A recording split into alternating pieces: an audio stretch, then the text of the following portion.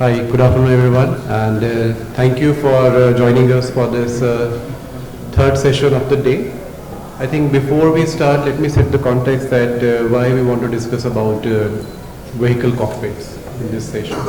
So if you look at the past decade or so, the average Indian car has transformed, not in terms of the drivability, performance, fuel efficiency, etc., but also in terms of the experience that is being delivered to the occupants, the driver, passenger, and even the rear seat occupants.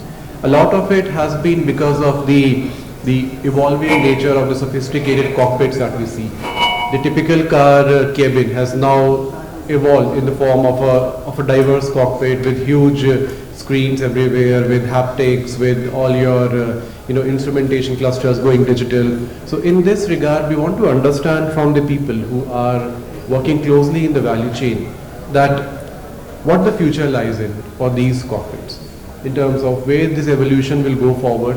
Also, what challenges do they see in terms of deploying more and more active features for the customers, and what pitfalls and opportunities the entire value chain can see in the future to deliver optimized and customized solution for the Indian customers.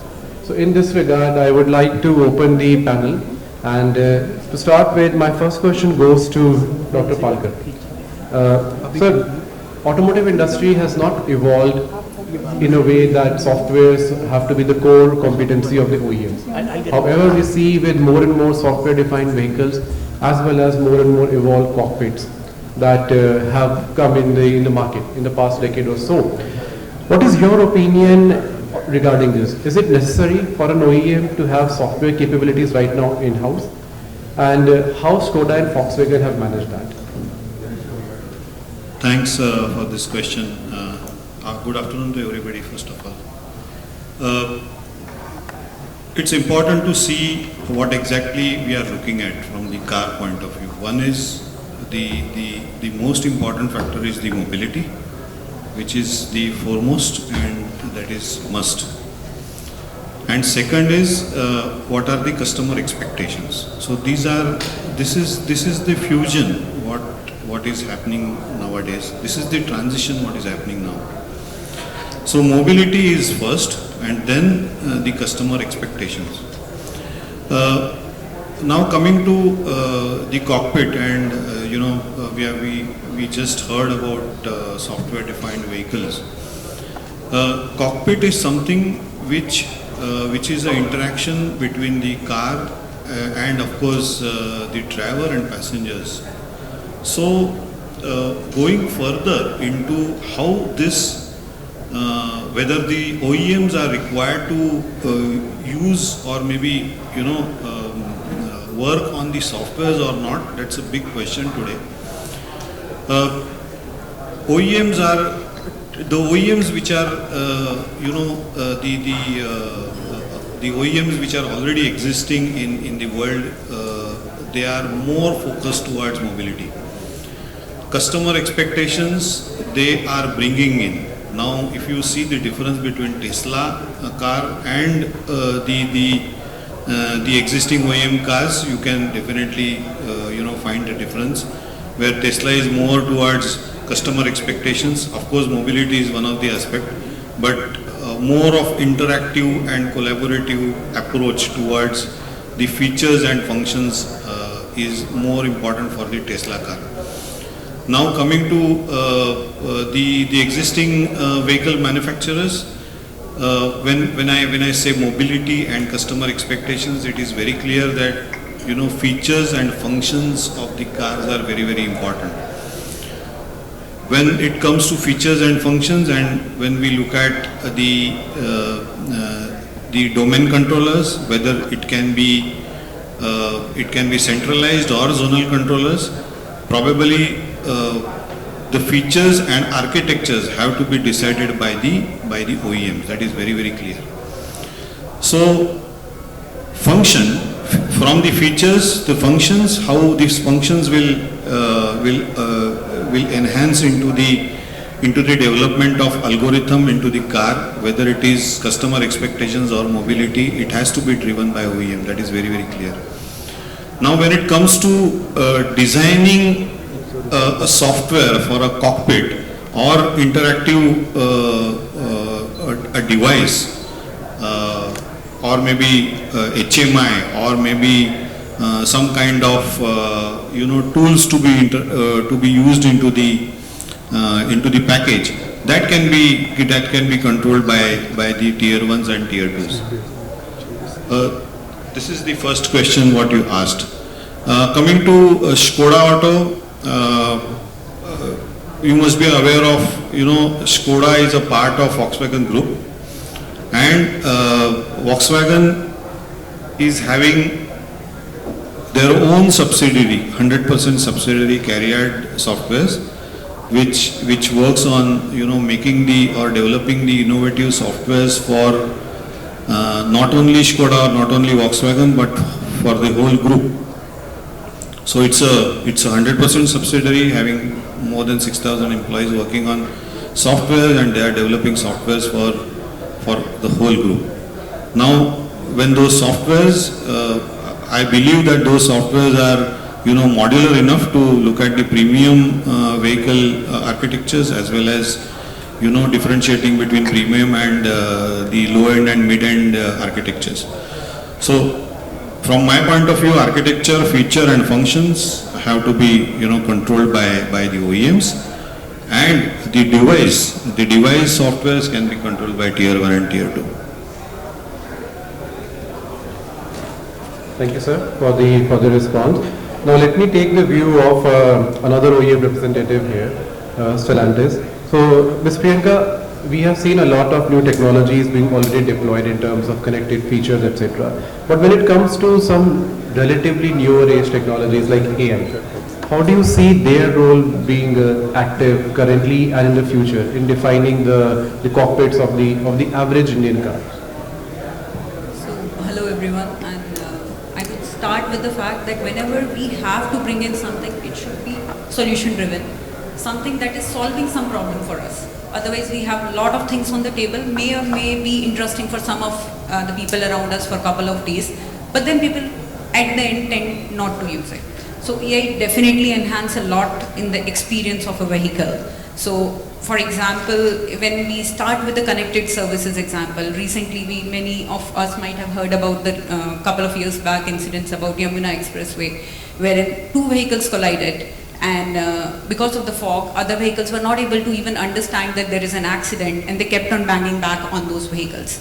So if the vehicles could have been connected, we could have been avoiding these kind of scenarios wherein the vehicles could have been notified this before, the drivers could have controlled their speeds. So I would definitely say we do not have that well-invented infrastructure right now in India, but moving forward, if we put step ahead to implement that, definitely it could be a game-changing thing. So AI also, when we talk about, is more data-driven approach, wherein we need to understand which are the problems we are trying to solve here. So it could solve the problems in the terms of safety, wherein it could be understood what is the driving pattern of a particular person who is driving the car, and suggestions could be given in the terms of vehicle inspection, what is the condition of the vehicle, how it could be improved, or any malfunction that could happen in future. If it could be predicted, that could be a good thing to be handled.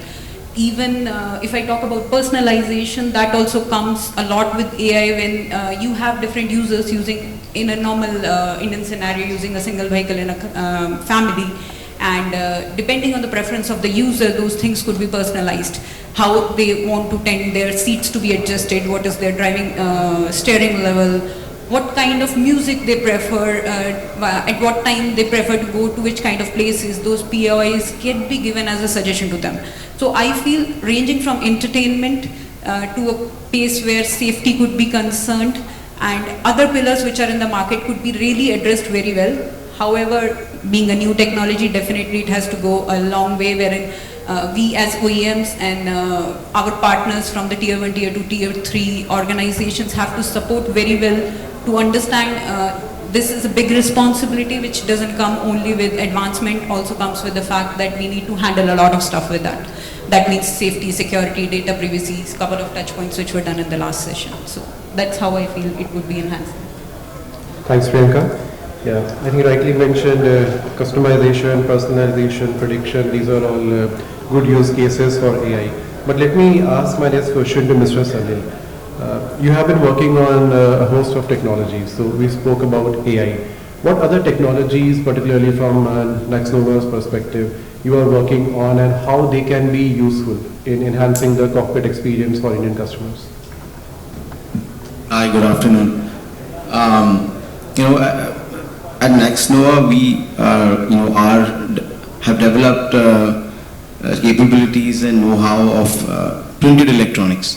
Now, what that means is printed electronics is basically a platform of the future to create thin, flexible, lightweight, stretchable, sustainable products. So, we design, develop, and manufacture, mass manufacture different kinds of products on these platforms, which are products and solutions for OEMs like smart surfaces. What that means is, integrated with the plastics, lighting and touch controls and gesture control, proximity sensing. That's something that users today and tomorrow are really, wanting in all their cars when it comes to personalization and elevating their user experience in the car. With printed electronics, we are also making sensors for safety, detection of occupants in the car, of hands-on detection for safety in a vehicle. These are the kind of applications and solutions we have built globally for OEMs, and also have brought this to India now. So it's for our business is to make things that customers need, but a lot of times customers do not tell us what they want. So we are also showing a lot of future concepts on the platform of printed electronics, because all OEMs, as we have shown them technology of printed electronics, they want thin products, they want lightweight products, they want flexible form factors that go into different parts of their vehicle, whether that's in the vehicle or even outside the vehicle. So these are some of the applications, including battery sensing. So we have products which can sense the pressure and temperature of every fuel cell in a battery, and that can give an advanced alert mechanism to the battery management system or to the car user or the driver that something's going to happen. There's thermal runaway in the fuel cell or a couple of fuel cells, and that is a safety application, which is something that's also coming up in the EU, and I don't know if it will come in India or not. But these are the kind of applications and products we can make on the platform of printed electronics, and that's what we are we have brought to India, and we have we serve customers from Tata, Mahindra to Bentley, Rolls-Royce, Porsche. So this is the future in electronics, which is going towards all these kinds of thin, flexible form factors where we can print electronics and we can put components of different kinds and chips on these to make electronic solutions and not only be relying on PCBs. Understood. Thanks, Mr. Salil. I think one theme emerging out here is that more and more OEMs and suppliers are working towards providing more customized solutions to the customers, whether it's in the form of touch and feel or is in the form of some additional features that the customers are requiring. In this regard, my next question goes to Mr. Pranchu. So at Track and Tell, you are deploying telematics solutions, and you're also deploying customized personalizations based on the user requirements. Can you give us an example how you are deploying them and what type of customizations or personalizations you are doing to enhance the in-cockpit experience? Hi, good afternoon everyone. Thanks for the question. So the customizations that we are doing are primarily OEM driven and end user driven. So as the OEMs develop a basic product and then they launch variants on top of that.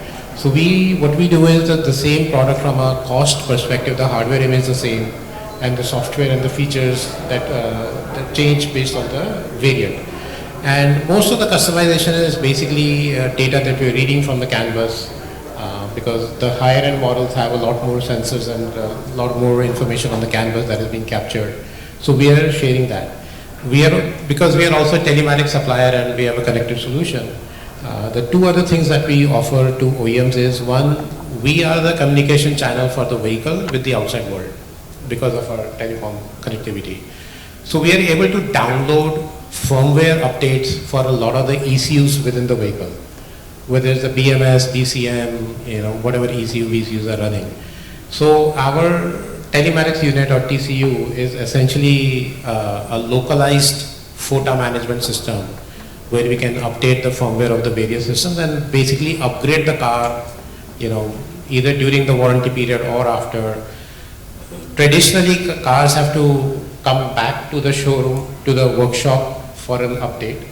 And beyond, at least in India, beyond the warranty period, a lot of cars do not come back to the workshop, to the authorized workshops. So that's where we step in, where if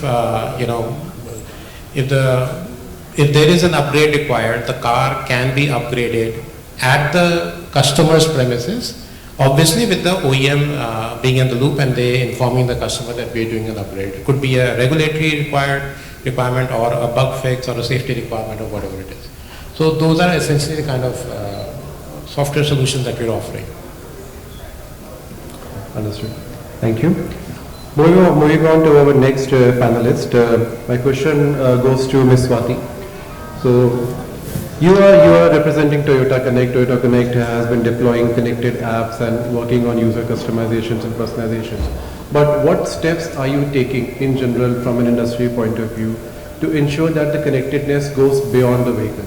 And the vehicle is not just connected within the systems with the mobile phone, but also with other smart home appliances, devices, or in general your V2H, V2G connectivities, etc. Got it. So in Toyota, our Toyota iConnect app or whatever technologies we develop is a part of a global platform, and we continuously come up with and the Toyota iConnect app specifically is a part of this global one app, and we have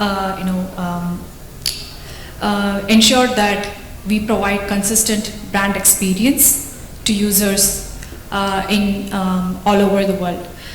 So as part of that, we continuously, so this app is a very robust, modular and scalable app, and we have given a lot of latest technology. We have integrated with latest technologies such as smartwatches or smart home integration, or we are exploring more and more on vehicle to health or vehicle to home or V2G technologies, and it's very easy for us to bring in some of the solutions that we have in the global markets to India, and it's easy for us. Our engineers are very capable, and it is easy for us to integrate with some of these technologies. But it's a question of whether the market is ready, like the local markets or the regional markets are ready. So in Toyota, we continuously look at our customers. Like we talk to our customers, we talk to the market, and we also talk to the customer segment that we target. So each OEMs target a specific a group of customers. So we talk to our customers to see what sort of features they want, what technologies they want, and once we get a go ahead from the customers, it is easy for us to bring those features into that particular market and to that particular customer segment. Thank you. I think that leads me to my last panelist for the first round of questions. My question to Ms. Sharanya is that we have heard from OEMs, we have heard from software partners, we have heard from telematics partners. The endeavor is to load more and more features, make the car more and more connected, safe, experiential for the user. But as a supplier, a lot of onus goes to you. Marelli has been supplying to various OEMs since many years. So my question to you is that how are the OEM requirements from a big supplier like Marelli in this regard have been evolving over the years, and particularly how the suppliers are equipping themselves, building their capacity so as to deliver to the OEMs in time with high quality, so that their time to markets, their route to markets are well managed. How are you managing that? Okay, especially when we talk about, first of all, hi everyone. Especially when we talk about cockpit of tomorrow and how the requirements of the OEM growing and how the suppliers are contributing to it. Like we had one full session of software-defined vehicle. One thing is SDV cannot be avoided; it's inevitable. And coming to that, more and more personalization of the vehicle experience to the end user is in high demand as on today. And how SDV is enabling the OEMs to do this.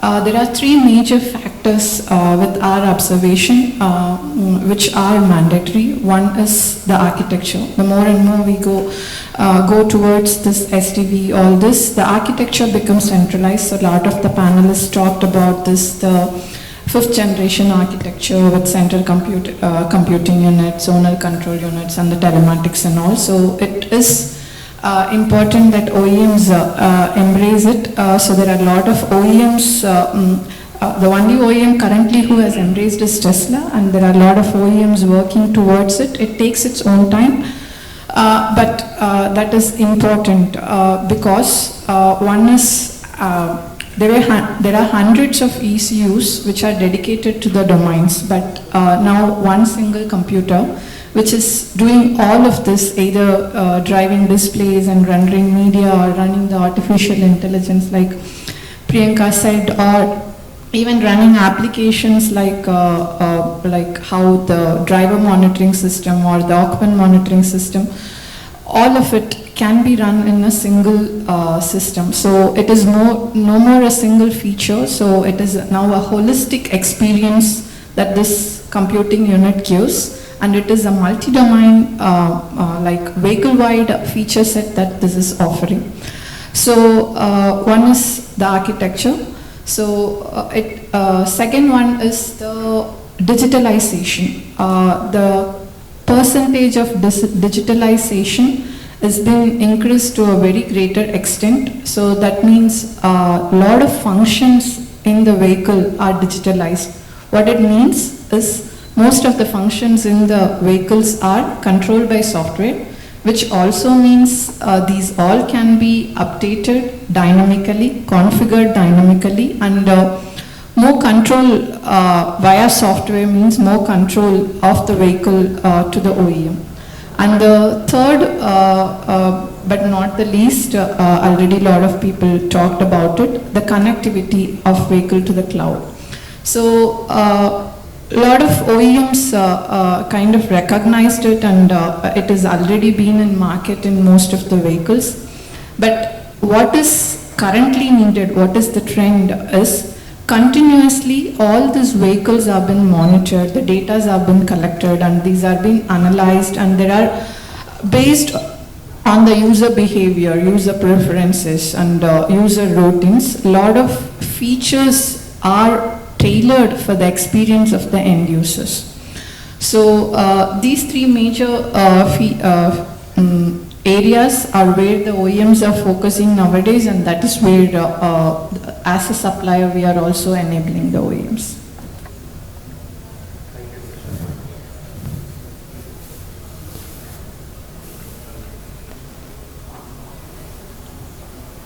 Yeah, thank you.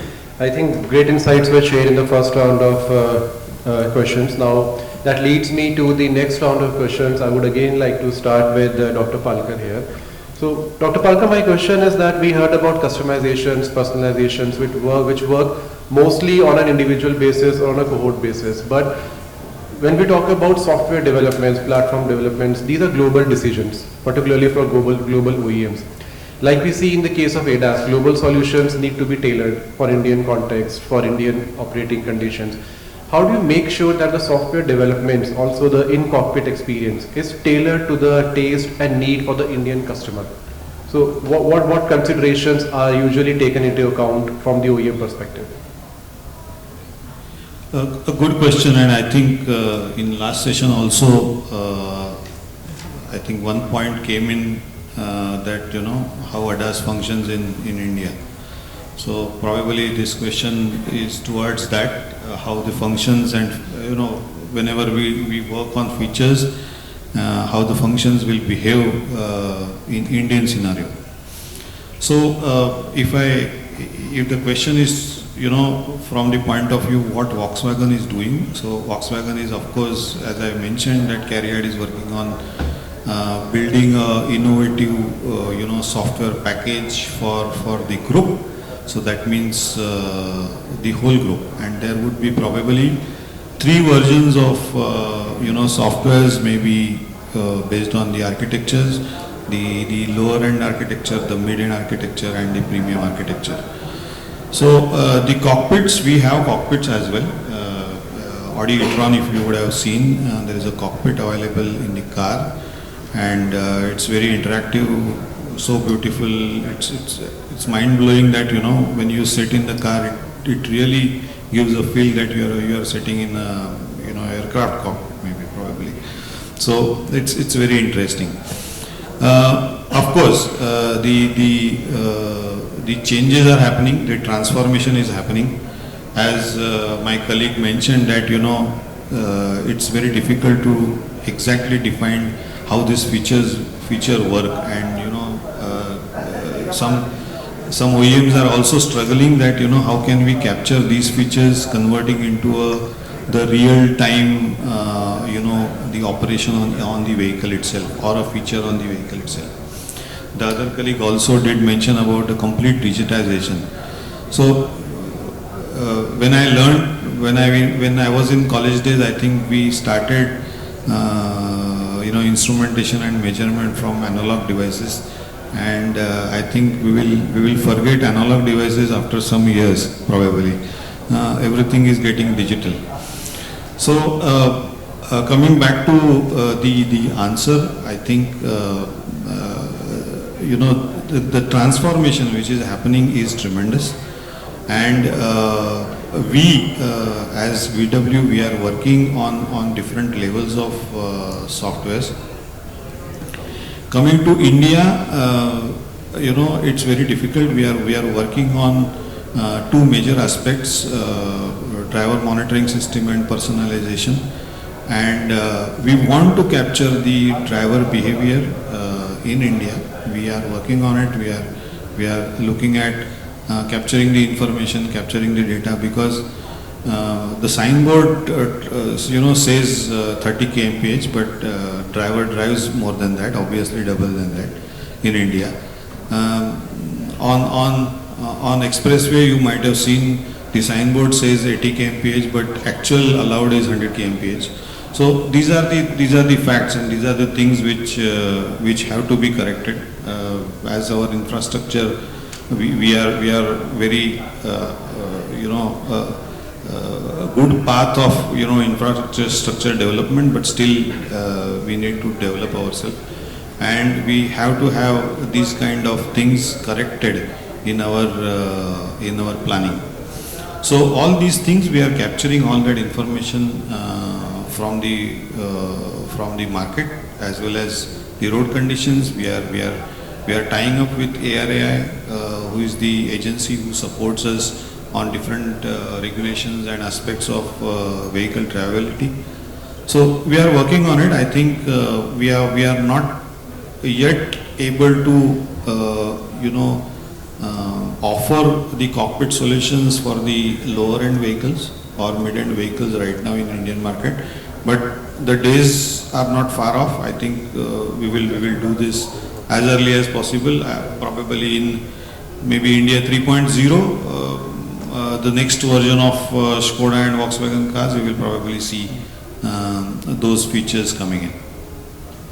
Thank you, Dr. Palkar. A similar question to Ms. Sharanya. Again, from a supplier's point of view, how are you capturing the user, different variables, different inputs, and how are you working with OEMs to make sure these global systems and platforms are tailored for India?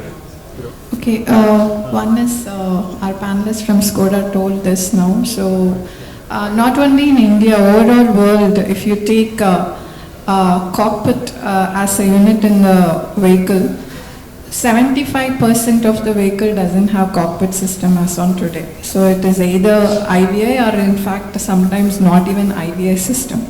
So there is a larger scope towards that, and OEM will move towards this, or else the kind of experience that the end user is seeking, the kind of personalization end user is seeking, and we talked about digitalization that is required in the vehicle, it is not possible.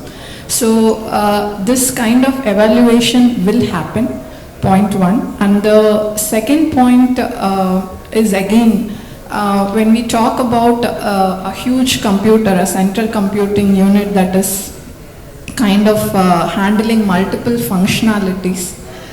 So the development of this kind of computers also cannot happen by one single partner. So OEMs generally tend to give multiple functionalities to different partners to develop this.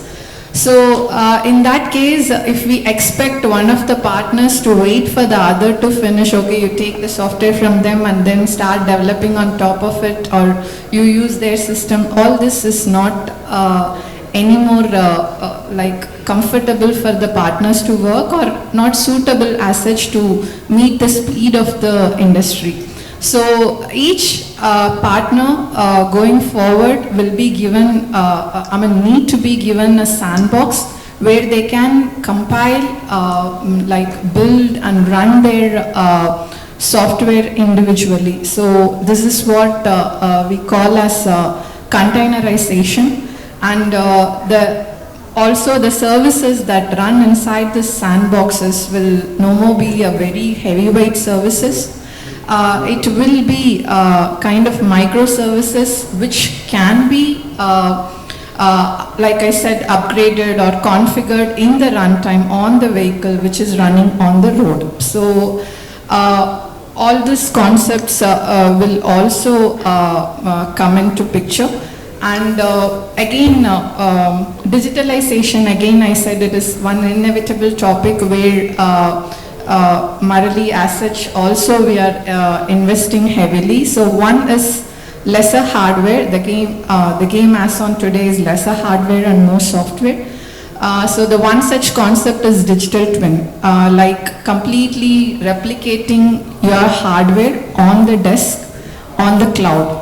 So if you run an Android OS, you will have the Android OS system running on the cloud. The same middleware framework, it will be running on the cloud. The HMI, what you see on the hardware, it will be running on the cloud. Currently, we already have it developed, and we are also working with a lot of OEMs to enable them. Because when we talk about central computing, such a heavy machine, it comes with a cost too. No more it is possible to have every developer have one hardware on their desk, or every tester have one hardware on their desk. So eventually, we are looking at moving the entire development into the cloud, and not only the development, using this, like I said, the help of the microservices, we will start pushing all these applications on the vehicle, on the road, and we also use it for validating to get data from the road, from the live vehicles.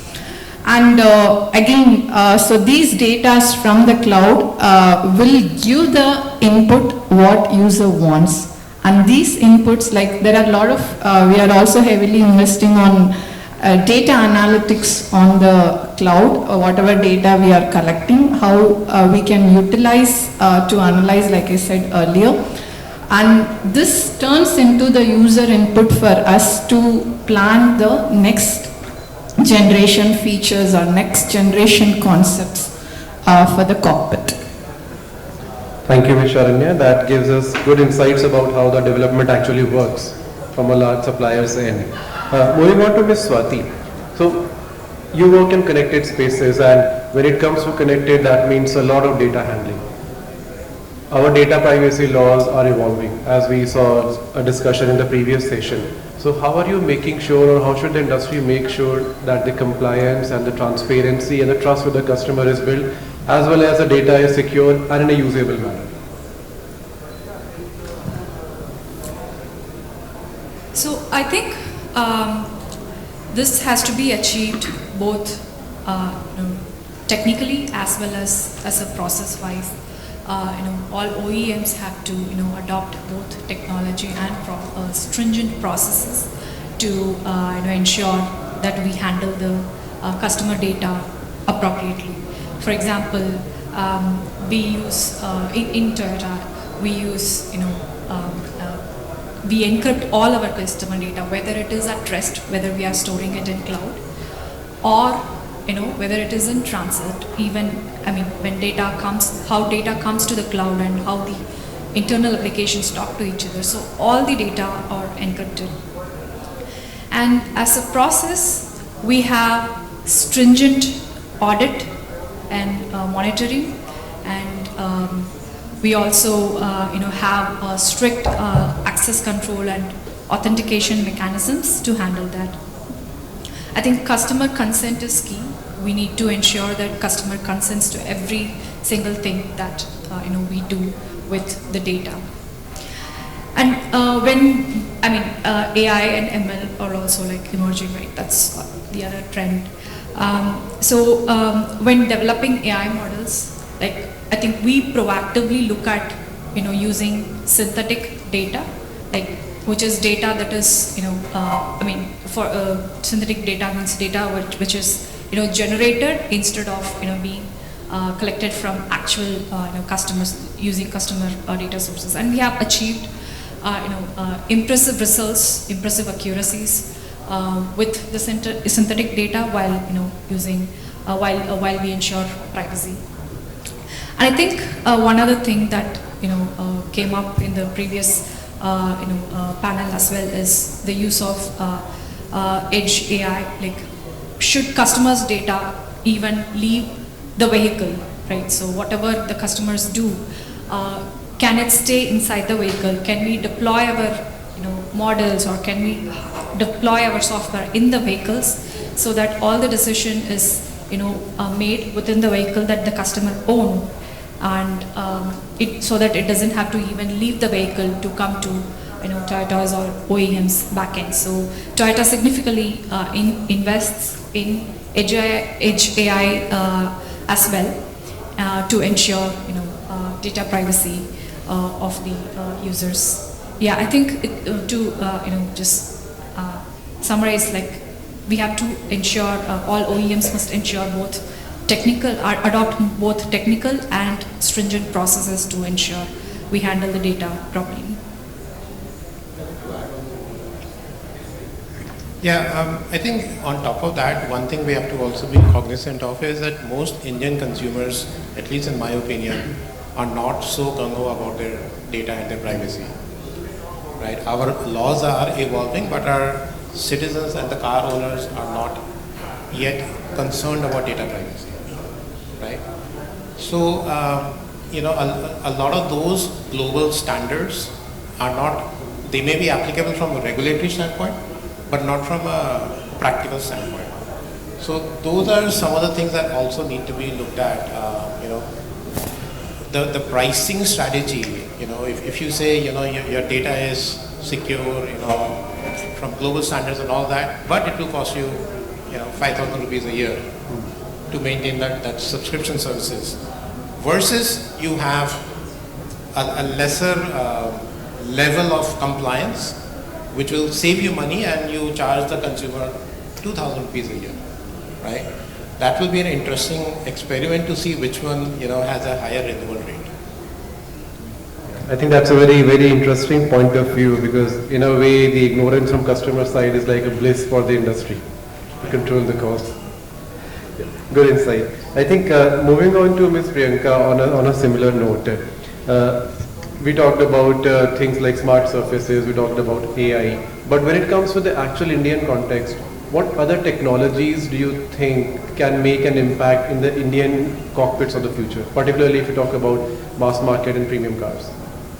I would say a couple of things, like we have haptic feedbacks could be one of the things which is quite interesting for the end customer, wherein when you are driving, and of course we all are used to since ages to drive and use our infotainment systems or look into our clusters, but I would say still given a chance, when you're touching something and you're understanding what has been touched by the haptic feedback, and you can drive without focusing and deviating your focus from the road, could be one of a good thing that people would ask for it.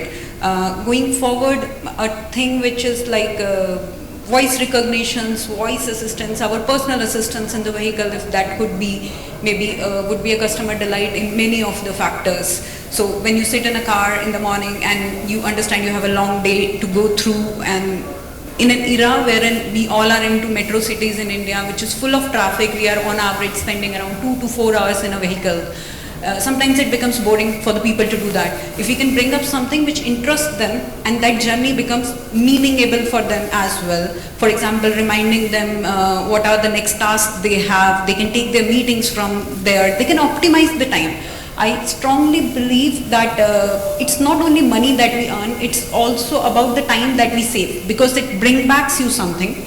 In a particular era wherein people do not have time for themselves, and they are so busy in all these things, and we are, I'm a little bit deviating the topic, but when people are going through mental traumas or a situation wherein emotional connects are missing, if you give all these kind of features in your vehicle, whether it is from an infotainment system, whether going to a virtual cockpit, whether we talk about rear passenger entertainments wherein your family can sit and enjoy their time, your kids could be involved in that.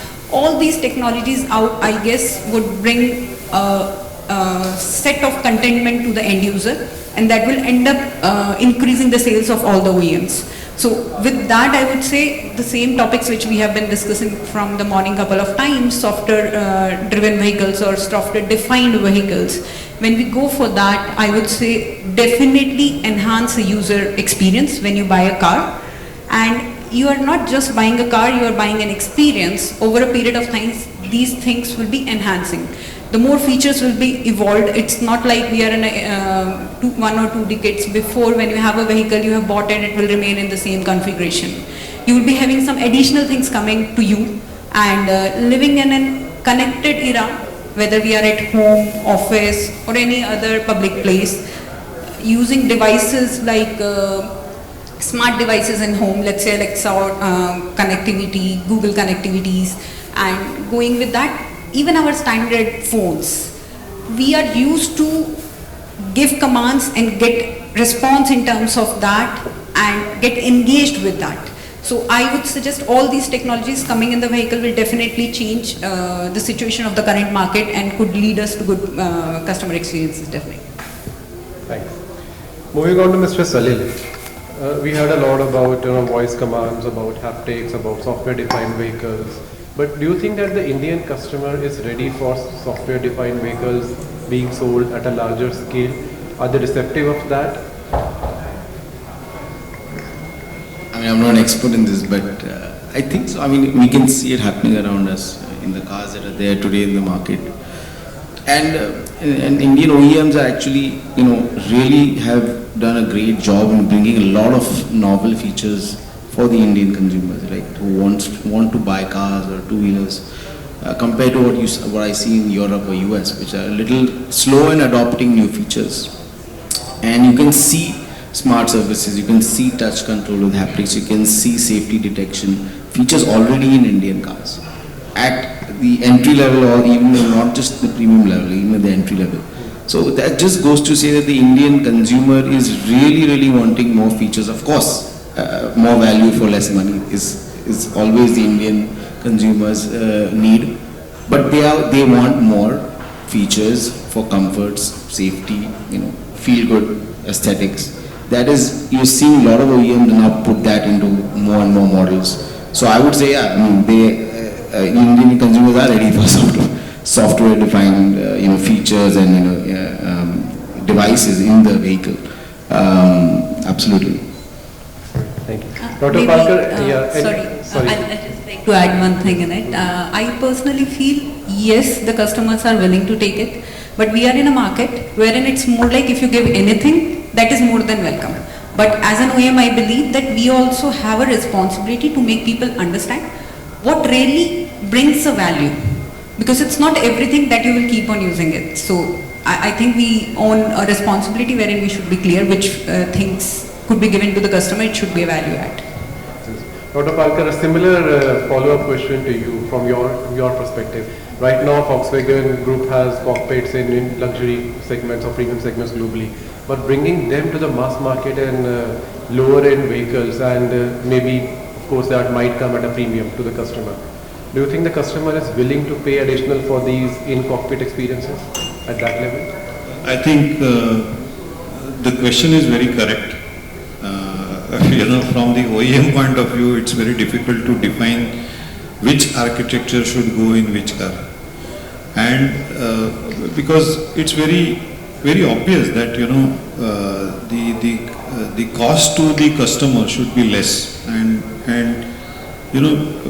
there is a competition also. So it's not only Volkswagen, but all the vehicle manufacturers have a challenge to decide what can be offered as an architecture at what cost and what segment. It's really challenging, and that's the reason people are going, or maybe OEMs are going slow and steady. They are not able to decide exactly how are we define one architecture or a common architecture for segments and then give features.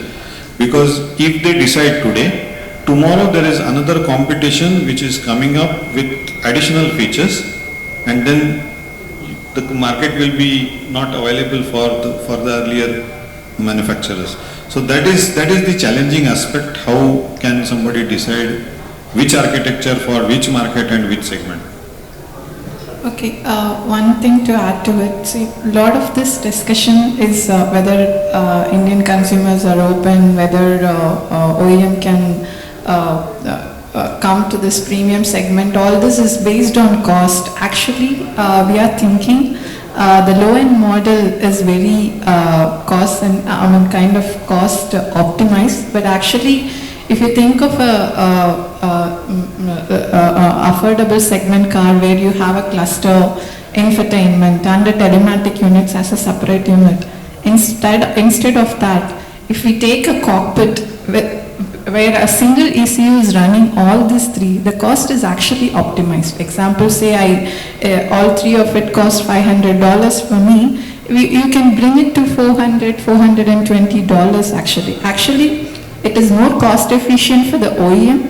The margins will actually increase, and they can also give cost optimized vehicle with more experience to the consumer. And one more point, I disagree with the panel about the data privacy. Of course, the current generation may be coming to data privacy, they choose cost over the data privacy. But majority of the millennials and the Gen Z generation, if you say cost or privacy, they would choose privacy. So even I would do that. I think you mentioned an experiment of seeing whether between the cost and privacy, right? Toyota would never run that experiment. I think as customers place that trust on us, and we take that trust very seriously. The point I was making is, when we talk about customers, we think tier 1s and metros, but the customer is actually tier 2 and tier 3. Right? So let's take the example of somebody buying a Renault Kwid or an Alto. Would they be willing to pay extra for data privacy? That is the question. I'm not saying whether the OEM should run that experiment. I'm just saying it's an interesting experiment to run. Not from an OEM perspective, because you can't launch a car and then say this and that. But I'm just saying my impression of the Indian consumers from tier 2, tier 3 cities is, price does matter. Thanks. Yeah, just to add, I think we should not be paying extra for privacy. I think privacy should be given to the customers. It should not come at a cost. Mr. Pranshu, one question to you, because you are in the telematics business and most of the telematics solutions come at subscription. So from your experience, from Track and Tell's experience, what is the propensity of users to pay for these solutions? That's exactly what's driving what I'm saying, that consumers, they like buying products, good new tech, they want to experience the new tech. Our products typically come with 3 years of subscription. So when they buy the product, they get 3 years of subscription. At the end of 3 years, it's no longer a new toy, right? If they've changed the car, do they get a new product for the newer car? That is one question. The other is, if they continue using the car, the subscription renewals are, at most 50%. Most of the people are not concerned, because what we are offering is a safety security feature, which is primarily a theft deterrent, right? When the car is new, people care. When the car has become old and given Indian traffic, it's got a couple of dents and scratches, right? It's no longer, that emotional attachment has gone down, wherein I think our annual subscription is about 1,200 rupees or 1,500 rupees, something like that. They do not want to pay that for a 3-year-old car, right? So that is the point I'm making, that people would rather spend that 1,200 rupees, coming to a Hyatt or a Taj for a dinner than to protect their car for a year. So it's about experiences, what can I, you can't take a 1,500 subscription and put it on Instagram. But you can come to a Taj, have a drink and put that on Instagram. It's about the instant gratification and the perception of, what is the ROI or the opportunity cost of this 1,500 rupees. Exactly. I think that's more like Indian customer is not cost conscious, but rather more value conscious, what they are getting from what they are spending. So the organizers tell me that it's almost time for the lunch, but before that, any concluding remarks from any of the panelists if you want to share? Maybe I can start with Mr. Salil. Any concluding remarks from your side?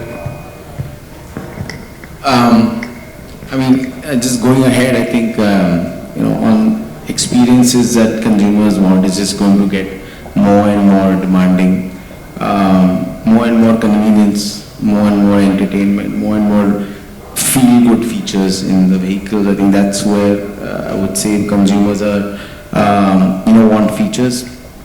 And yeah, I think more and more, I would say integration is always a challenge between, tier 1s, tier 2s with the OEMs to integrate new future products, right? I think lots more collaboration between OEMs and the stakeholders in the supplier ecosystem would be beneficial for our Indian, car industry.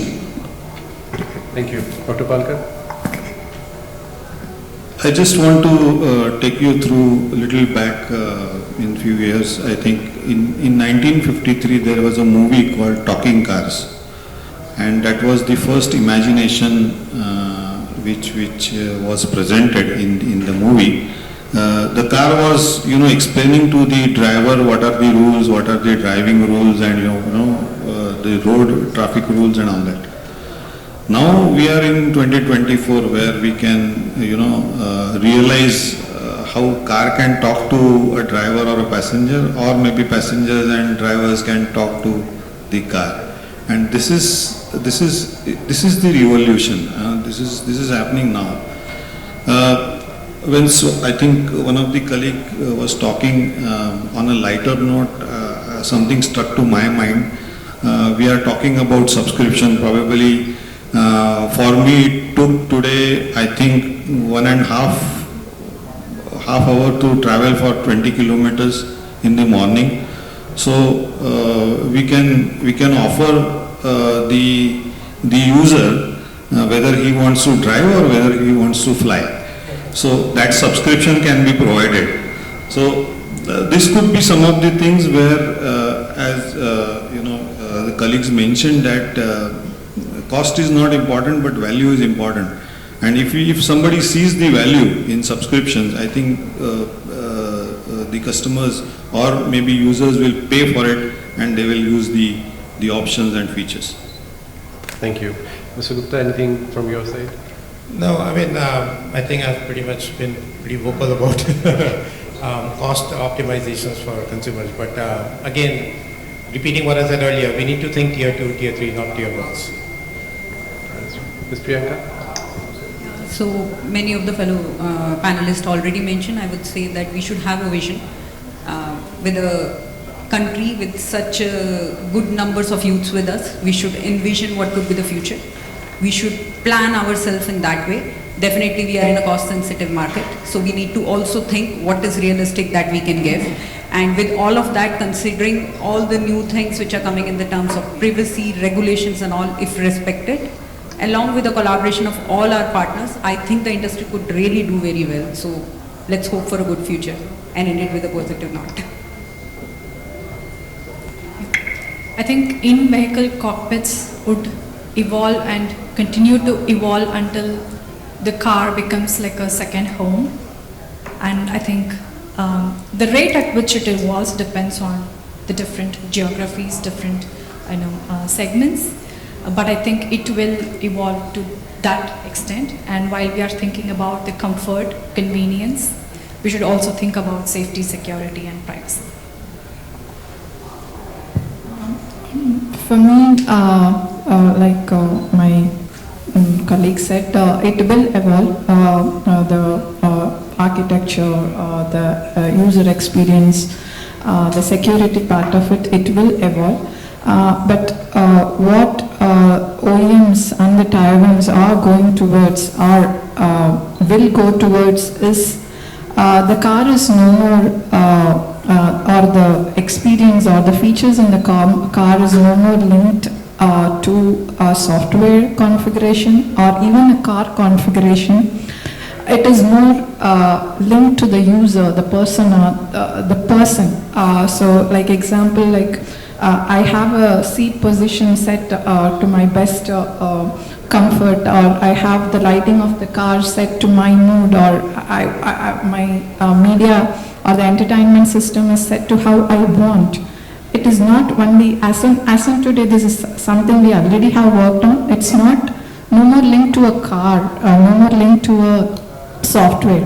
So I can put all of this in a profile and keep it in a web. When I rent a car or when I change the car, I just log in into my profile. All of this, my car is entirely configured to the configurations I have set in my profile. Like how you have Amazon Prime account, you can enter it into your TV, or you can put it into your vehicle or even your mobile devices. These profiles can be kept in the web or your smartphone apps, and when you log in, any car can be personalized to the person's experience, a personalized experience. So this is the way the market is moving to. Thank you. Any audience question, please?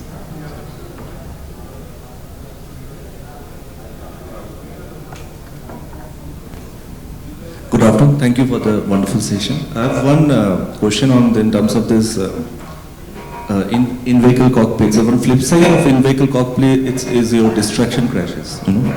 So there is a discussion going on that in Euro NCAP 2026 onwards, they will derate the vehicles which have more digital cockpit and favor vehicles which has more buttons.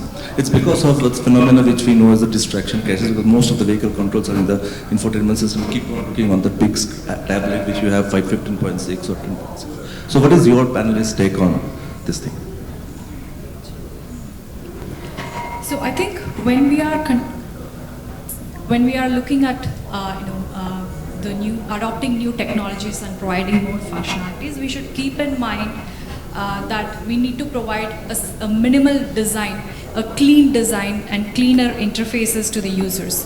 And some of the new technologies such as voice technologies, right? So they enable us to reduce distraction. So it is not that if you are adopting new technologies and providing more powerful functionalities, doesn't mean that we are necessarily distracting the drivers. In fact, we should adopt these technologies and provide functionalities in a way that we keep the design simple, as well as minimize those distractions for the drivers. So many of us have some design philosophies wherein we ensure that the design is very simple. In the terms of reaching to a particular feature, there will be very limited number of sets or steps that you can reach into. So that avoid definitely driver distraction, and also like Swati just mentioned, the upcoming technologies like voice controls and the things which could be handled without deviating your vision from that. Heads-up display could be one of the example which could enable a bit in this way. However, it's I would say, a very long debate on the same topic. Any technology coming in the market comes with pros and cons. So we have to see in which direction we are going, considering all these aspects as well. Yes, one input from my side. I think AI can work in this manner, where probably driver distracts, and if the speed is, say, maybe 20 kmph or 30 kmph, there should be an alert. Please take care of your driving or something like that. So that can be managed. Any other question? Just add to this. So, as everybody knows, there's more and more displays in every vehicle, and it's increasing, and also a user demand. But if you separate the critical function from that are not on the display, and you put it like, for example, climate control or things like that, or hidden until lit features, where only the essential things that the driver needs to work on, is not on the display. Right, it's traditional buttons or whatever interface you want, but only the good to have features along with voice are on the display. That helps in reducing distraction, and these kind of things are what OEMs are doing in Europe also, in India also. So I would say, you can't get rid of displays, I guess. We will see. Yeah. Any other question from the audience? Yeah, please? so what about accessibility? So how about people who are differently able? So do we have enough systems and mechanisms in place to ensure that our cars are giving the right kind of a cockpit experience and cabin experience? And do we, or do you folks as OEMs have the right kind of an investment in place when it comes to doing research for India, for Indians?